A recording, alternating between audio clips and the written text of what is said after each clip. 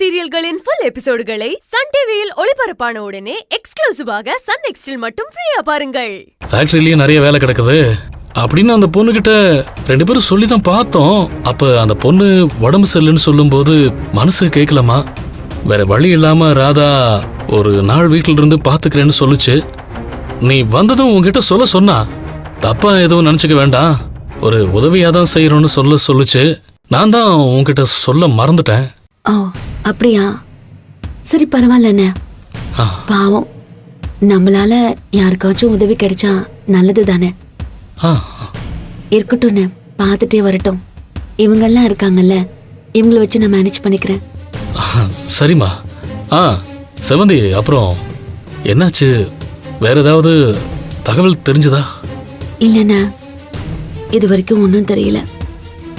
எங்க இருக்கானே புரியல. யார்கிட்ட போய் எங்க போய் கேக்குறதுன்னு தெரியல. போலீஸ் கிட்ட கேட்டோம்னா அவங்களும் ட்ரை பண்றோம்னு சொல்றாங்க. ஆனா எங்கேயும் ஒன்றும் வேலை நடக்கல. என்ன? சரிம்மா, நானும் தெரிஞ்ச 2-3 இடத்துல சொல்லி விசாரிச்சுட்டு தான் இருக்கேன். ஏதாவது நல்லது நடக்குதான்னு பாப்போம். கூடிய சீக்கிரம் கிடைச்சிருவான். சரிம்மா. செவந்தி, சரக்கெல்லாம் கொஞ்சம் அர்ஜென்டா கேட்டாங்க, கொடுக்க வேண்டியிருக்கு.